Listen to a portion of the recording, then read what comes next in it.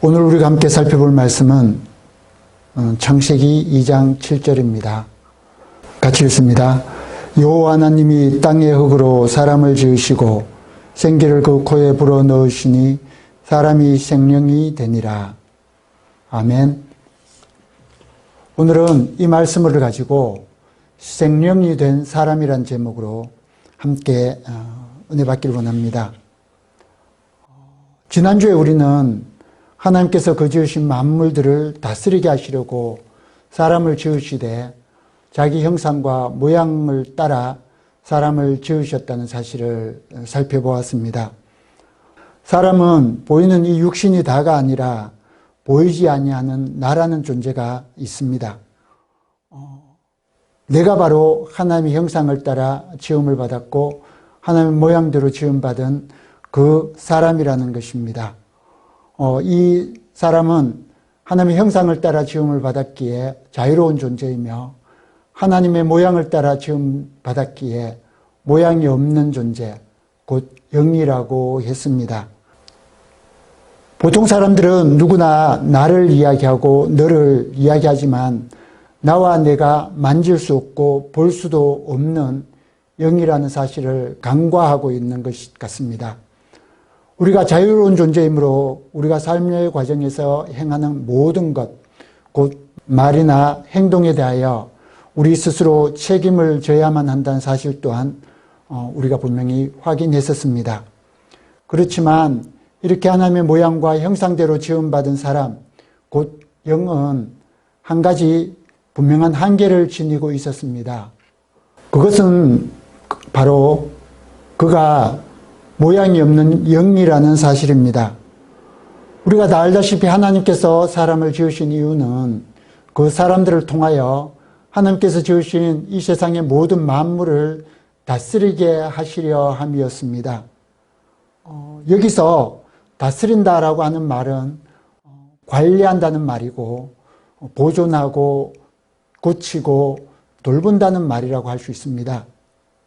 그런데 우리가 다 알다시피 이 세상의 모든 만물들은 다 물질적이고 물리적인 것들입니다.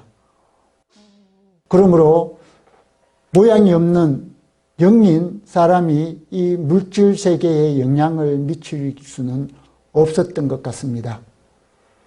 그리하여 이 영인 사람이 이 물질 세계를 다스리기 위하여, 다시 말하면 이 물질 세계의 물질들에 영향을 미치고 또 돌보고 관리하기 위해서는 이 영 또한 이 세상과 동일한 물질적인 부분이 있어야만 한다는 것입니다. 그렇지 않고 보이지 않고 만져지지 않는 이 영은 이 물질 세계에 대하여 아무런 영향도 미칠 수 없기 때문입니다. 그러므로 이 사람, 곧 이 영이 하나님의 뜻대로 이 세상 모든 만물을 다스리기 위해서는 반드시 이 세상의 물질로 이루어진 물리적인 것을 필요로 할 수밖에 없었던 것 같습니다. 그러므로 하나님께서 오늘 우리가 읽은 이 본문의 말씀과 같이 이 세상에 속한 땅의 흙으로 사람을 지으셨음을 언급하고 있습니다. 사실 창세기 2장 전체를 읽어보면 그 내용은 하나님이 남자와 여자를 지으신 사실을 자세히 기록하고 있습니다. 그리고 마지막 24절에서는 그러므로 사람이 그 부모를 떠나 아내와 연합하여 한 몸을 이룰지니라 라고 하여 결혼 제도를 명하고 있음을 알 수가 있습니다. 얼핏 보면 1장 27절에서도 이르기를 하나님이 자기 형상 곧 하나님의 형상대로 사람을 창조하시되 남자와 여자를 창조하시고 라고 하여 하나님의 형상과 모양을 따라 지으신 이 영에게도 마치 남자와 여자가 따로 있어서 성적인 구분이 있는 것처럼 말을 하고 있습니다. 그렇지만 2장에서 다시 남자와 여자를 지으신 모든 과정을 구체적으로 설명하고 있는 것으로 볼 때 1장 27절의 말씀은 영을 지으실 때 남녀를 따로 구분하여 성적인 구분을 두고 지으셨다라고 이해하기보다는 2장에서 언급하고 있는 사실을 1장에서 간단하게 한 문장으로 언급했다고 보는 것이 더 합당하다고 생각됩니다. 물론 1장 27절의 말씀을 근거로 영인 사람에게도 성적인 구분이 있어서 남자의 영도 있고 여자의 영도 있다고 주장할 수는 있을 겁니다. 그러나 2장의 말씀을 잘 읽어보면 하나님이 세상에 사람을 성적으로 구분하여 남자와 여자로 지으신 이유를 분명히 밝히고 있는데, 그것은 하나님이 지으신 사람이 이 세상에서 독처하는 것이 좋지 않아서, 홀로 사는 것이 보시기에 좋지 않아서 돕는 배필로서 여자를 지으셔서 두 사람이, 한 남자와 한 여자가 연합하여 한 몸을 이루고 살게 하셨음을 밝히고 있습니다. 결국 사람은 남녀가 따로 존재하는 것이 이 세상에서의 삶을 위한 것이라는 사실입니다. 다시 말해서 사람이 이 세상에서 하나님의 뜻을 따라 세상을 다스리며 살아가는 삶을 살 때에 남자와 여자가 따로 있어서 둘이 한 몸을 이루고 살아가는 것이 필요했다는 것입니다. 곧 이 세상의 삶이 남자와 여자를 필요로 했다는 것입니다. 이와 관련하여 예수님께서도 말씀하신 적이 있습니다. 마태복음 22장 30절 말씀입니다. 이 본문은 사실 당시에 부활을 믿지 않던, 죽은 사람의 부활을 믿지 않던 이 사두개인들이 계대 결혼 제도라는, 다시 말해 만약 결혼한 형이 죽으면 그 동생이 그 형수와 다시 부부의 연을 맺고 살아가고, 그가 또 죽으면 그 동생이 또 그 형수를 아내로 맞이하여 부부로서 살아가게 한 제도인데, 이 제도는 성경에서 언급하고 있는 제도입니다. 그러므로 이 사두개인들은 만약에 한 집에 7 형제가 있었는데 그 마지가 결혼해서 여자를 취하여 결혼을 하고 부부가 되었습니다. 그렇지만 오래지 않아 이 남편이 죽게 되었고, 그래야 둘째가 또 하나님 말씀을 따라서 계대 결혼 제도라는 이 제도를 따라서 형수를 취하여 부부가 되고 함께 살아갔는데 또 오래가지 못하여 죽게 되고, 그렇게 7 형제가 다 한 여자와 결혼을 하고 부부가 되었으나 결국 다 죽었다는 겁니다. 그러면 부활할 때에는 이 여자는 도대체 누구의 아내가 되겠느냐 하는 겁니다. 7 형제가 다 아내로 취하였으니 각자가 자기 아내라고 주장할 수 있을 터인데 어떻게 되겠습니까? 이런 사실로 볼 때 사두개인들은 세상에 죽은 자의 부활은 없다라고 말했던 겁니다. 그래서 이 사두개인들은 이 문제를 가지고 동일하게 예수님을 찾아와 예수님께 물었습니다. 이런 상황이라면, 정말 부활이 있다면 다 부활한 그날에 이 여인은 누구의 아내가 되어서 부부로 살겠습니까? 라고 질문했던 겁니다. 이에 대하여 예수님께서 22장 30절의 말씀으로 대답하셨습니다. 뭐라고 말씀하셨냐면, 제가 한번 읽어보겠습니다. 부활 때에는 장가도 아니 가고 시집도 아니 가고 하늘에 있는 천사들과 같으니라. 무슨 말인지 아시겠습니까?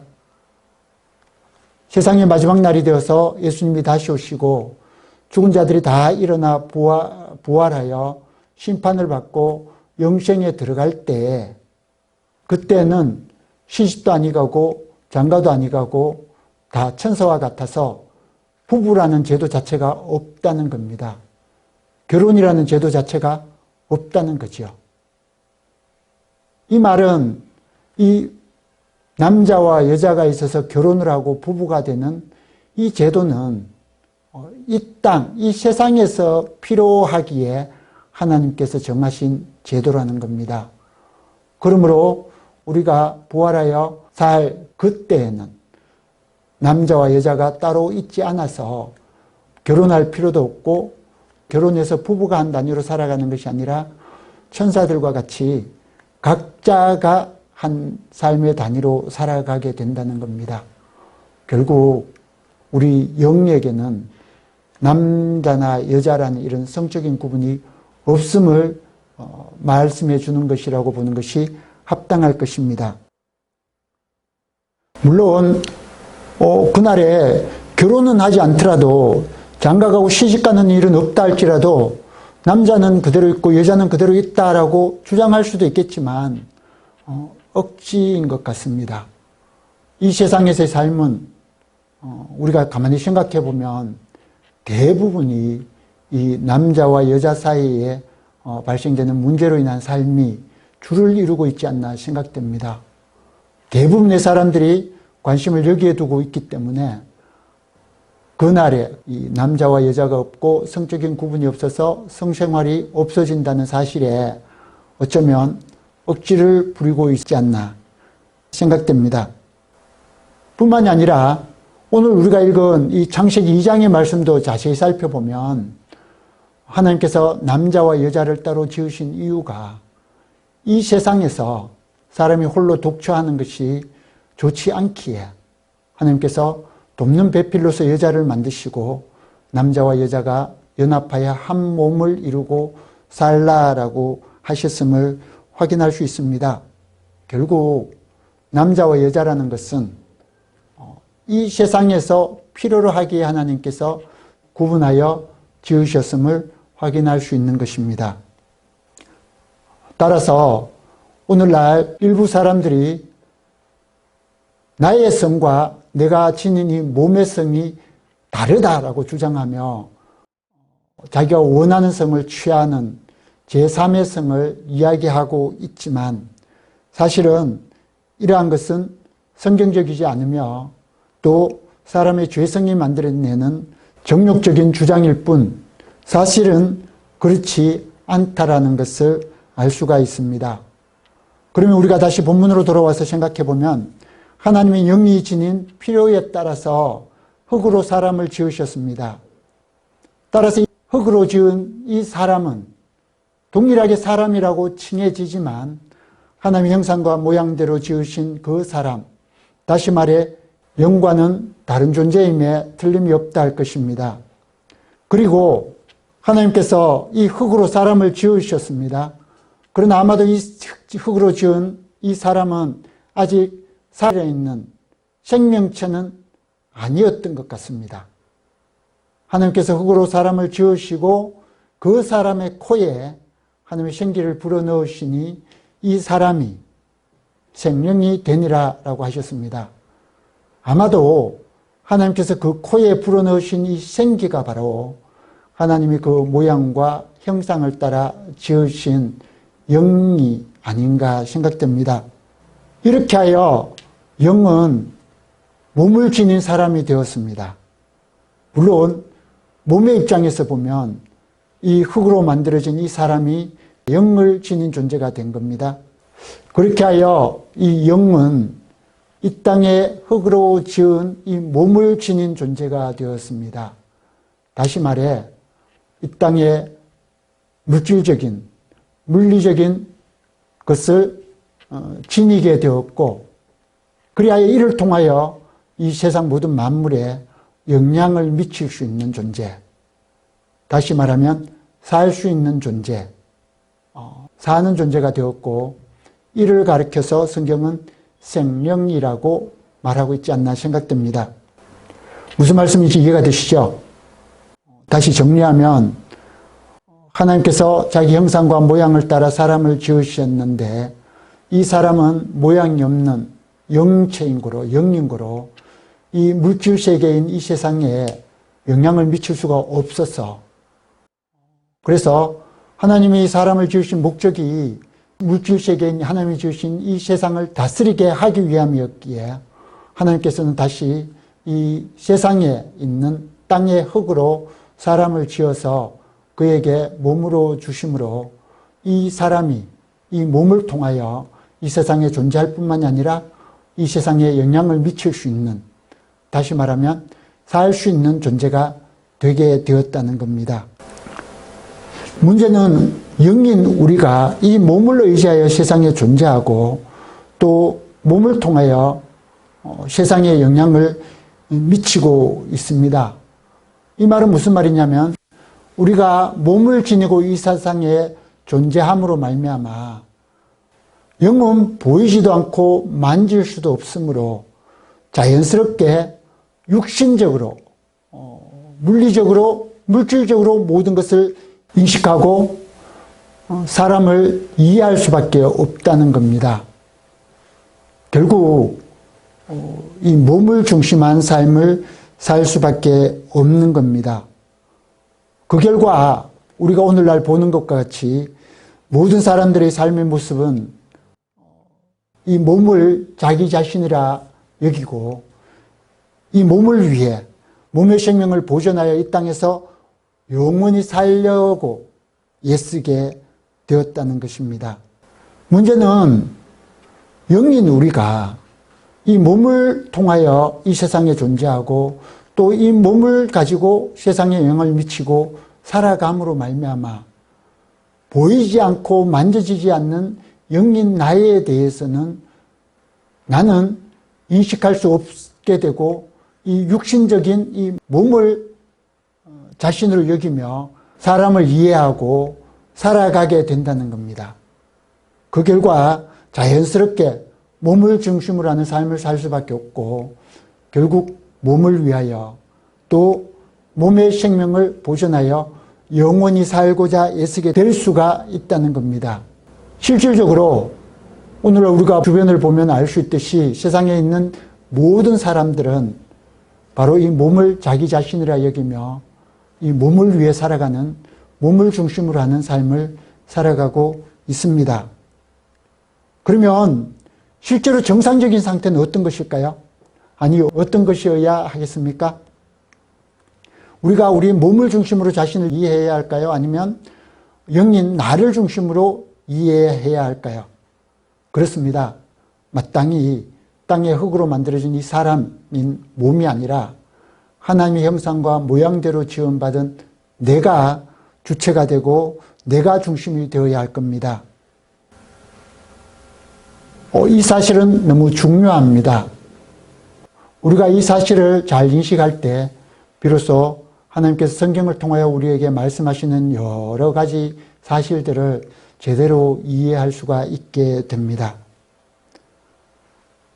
한 사람에게 있어서 영인 나와 육신인 이 몸은 서로 어떻게 온전하고 정상적인 상태를 유지할 수 있을까요? 우리가 이 문제를 생각함에 있어서 잘 생각해 보아야 합니다. 왜냐하면 이 문제에 대해서 성경이 직접적으로 말해주고 있지는 않는 것 같아서입니다. 한번 생각해 보십시오. 사람이 하나님의 형상과 모양을 따라 지음받은 영인 내가 하나님께서 다시 땅의 흙으로 지어서 주신 이 몸을 가지고 이 땅에서 존재하고 있다는 사실을 꼭 기억하시면서 먼저 이 영에 대해서 한번 생각해 보겠습니다. 우선 하나님의 형상과 모양대로 지음받은 이 영인 나는 이 세상에 존재하면서 뭔가 특별히 필요한 것은 없는 것 같습니다. 왜냐하면 하나님께서 그 형상과 모양대로 지으셨으므로 이 영은 존재하고 있는 겁니다. 그러므로 그의 존재는 하나님께 달려있다고 할 것입니다. 왜냐하면 이 영은 하나님께서 자기 형상과 모양을 따라 지으셨기 때문에 존재하고 있는 것입니다. 그러므로 이 사람에게는 존재적인 측면에서의 죽음이라는 것은 없는 것 같습니다. 왜냐하면 마태복음 25장에 보면 보좌에 앉으신 예수님이 나온 사람들을 심판하고 그 결과 그들이 처해진 상황들을 이야기하고 있는데 다음과 같이 말하고 있습니다. 전체적인 내용은 다 살펴보아야 하지만 대략 말씀드리면 양들은 오른편에 염소들은 왼편에 세우셨습니다.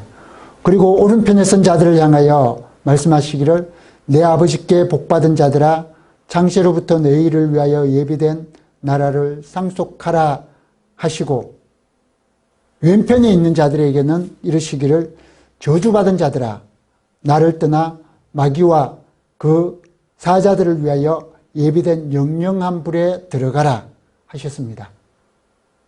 그러시면서 46절에 보면 정리해서 말씀하시는데 뭐라고 하시냐면 이렇게 이야기합니다. 저희는 영벌에 의인들은 영생에 들어가리라. 무슨 말입니까? 양들은 의인으로서 영생에 들어갑니다. 아마도 영원히 사는 거죠. 그죠? 그런데 저주를 받은 이 사람들도 영벌에 들어간다는 겁니다. 무슨 말이죠? 의인들은 영원히 사는 것이지만 저주를 받은 자들은 영원히 벌을 받는다는 얘기죠. 결국 존재적으로는 이 둘이 다 영원히 존재하는 것 같습니다. 하나는 영원히 사는 존재로, 하나는 영원히 벌을 받는 존재로. 결국 이 하나님의 형상대로 지음받은 이 영에게 있어서는 존재적인 차원에서 죽음이란 없다라고 보는 것이 합당할 것입니다. 그럼에도 불구하고 성경은 이 하나님의 형상과 모양대로 지음받은 이 영의 죽음과 삶에 대하여 이야기하고 있습니다. 그러므로 여기서 말하는 이 영의 죽음과 삶이라는 것은 존재론적인 것이 아니라 상태적인 것이라는 사실을 알 수가 있습니다. 지금 이 세상에서 이 육신을 가지고 살아가고 있지만 죄로 말미암아 죽은 상태에 있는 사람도 있고 살아있는 상태에 있는 사람도 있다는 것입니다. 우리에게 필요로 하는 것은 바로 이 영이 영원히 살아있는 상태, 곧 영생하는 상태를 유지하는 것이라 할 수 있습니다. 이를 가리켜서 성경은 영생이라고 말하고 있는 겁니다. 무슨 말인지 이해가 되시죠? 반면에 하나님께서 흙으로 만들어 우리에게 주신 이 사람, 곧 이 몸은 때가 되면 흙으로 돌아가 존재적으로 사망에 이르게 되는 것 같습니다. 곧 이 육신이 생존하기 위해서는 필요로 하는 것이 있습니다. 때를 따라 음식을 먹어줘서 에너지를 공급받아야만 합니다. 호흡을 통해 산소를 공급받아야만 합니다. 또 쉼을 필요로 하며 몸 안에 있는 노폐물들을 또 배출해내어야만 하는 것입니다. 그렇게 해야만 이 몸은 정상적인 상태를 유지할 수가 있는 그런 존재인 겁니다. 그 중에는 이 몸이 스스로 알아서 하는 것 부분도 있습니다. 우리가 의식하지 못하지만 우리 몸이 저절로 행하는 많은 그 대사들 있지 않습니까? 몸이 스스로 알아서 하는 것이라 볼 수 있죠. 동시에 스스로 할 수 없어서 우리를 통하여 할 수밖에 없는 그런 부분들도 있습니다. 예를 들어서 음식을 먹는다든지 호흡을 한다든가 운동을 한다든가 일을 한다든가 하는 겁니다. 또 쉰다든가 하는 겁니다. 그러므로 이 몸은 수시로 자신의 상태와 필요를 우리에게 신호로 알려주고 있습니다. 그리고 나는 이 신호를 바탕으로 필요한 것들을 그에게 공급함으로 몸의 정상적인 상태를 유지하고 또 그 몸을 도구로 이 세상에 대하여 관리하는 삶을 살 수가 있게 되는 것입니다. 그러므로 하나님의 형상과 모양대로 지음받은 영인 나와 이 하나님께서 다시 땅의 흙으로 지어 우리에게 주시니 몸이 연합하여 이루고 있는 이 생명이 사는 정상적인 모습은 내가 하나님과 교제하는 가운데 세상에 대하여 해야 될 일들을 인식하고 동시에 몸이 내게 보내는 그 신호를 따라서 몸의 상태를 느끼고 해야 할 일과 함께 내 몸이 나에게 보내는 신호를 참고하여 무엇을 어떻게 해야 할지를 결정하고 몸을 사용하여 그것을 행하며 또 몸의 필요를 공급하며 사는 겁니다. 이렇게 영린 나는 언제나 삶의 주체로서의 역할을 잃지 않는 것이 무엇보다 중요하다 할 겁니다. 그래야만 내가 이 세상에서 존재의 목적을 따라서 하나님의 뜻을 이루는 삶을 살 수가 있게 되는 겁니다. 만약에 내가 주체로서의 인식을 잃어버리게 되면 나는 자연스럽게 곧 육신이 되고 육신의 소욕을 따라서 살아갈 수밖에 없게 되고 그 결과 나는 하나님께서 나를 통하여 하시고자 하시는 마땅히 해야 될 일들을 하지 못하고 하지 말아야 될 일을 하거나 아니면 안 해도 될 일을 하면서 살게 된다는 겁니다. 무슨 말인지 이해가 됩니까? 이것이 바로 우리 몸과 나와 사이의 어떤 관계를 알 수 있습니다. 결국 우리가 지닌 이 몸 또한 우리가 돌보고 관리해야 될 대상임을 알 수가 있습니다. 왜냐하면 몸 자체는 스스로 할 수 없는 것이 있기 때문입니다. 그는 완전히 나를 의지하여 이 세상에서 존재하고 있으며 그 상태를 나에게 알려주므로 나를 통하여 그 필요를 공급하고 그렇게 건강을 유지하게 되는 겁니다. 뿐만이 아니라 이 몸은 음식을 먹음으로 에너지를 공급받아야 하고 호흡을 통하여 산소를 공급받아야 합니다. 또 움직임을 통하여 힘을 얻어야 되고 때로 적당한 휴식을 통하여 회복을 필요로 하는 것입니다.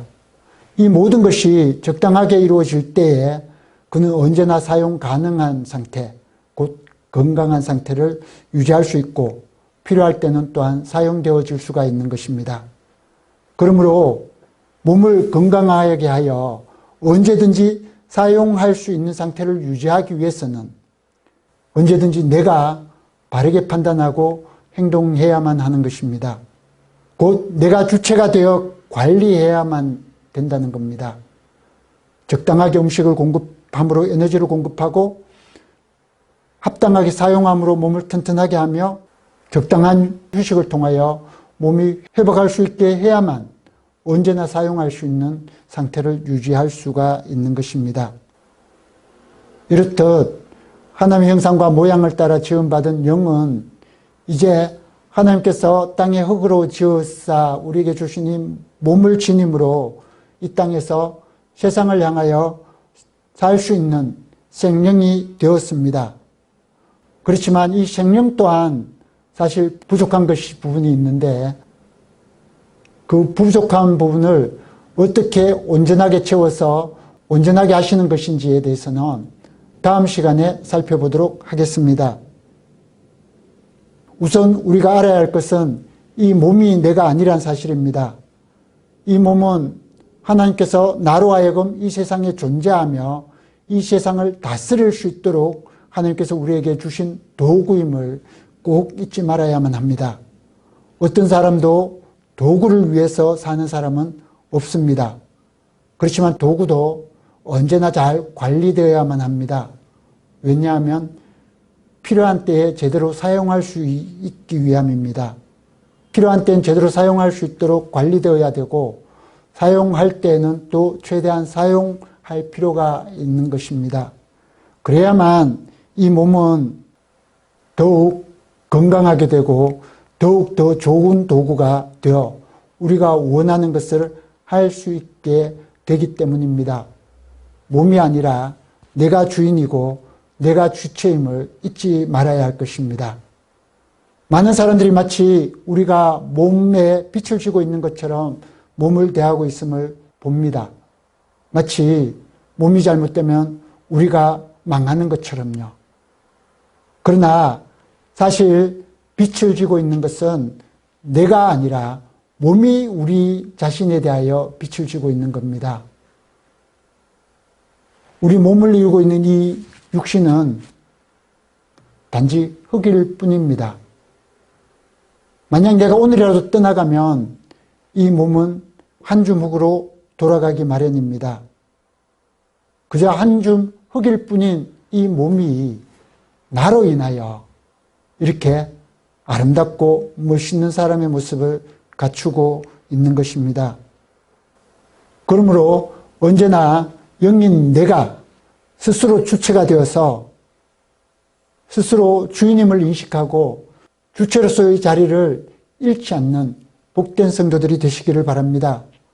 몸을 섬기는 자가 아니라 몸을 잘 관리하고 제대로 사용하여 하나님을 섬기는 자, 다시 말해서 하나님의 뜻대로 세상을 관리하며 필요한 선을 행하는 지혜로운 성도들이 되시기를 주님의 이름으로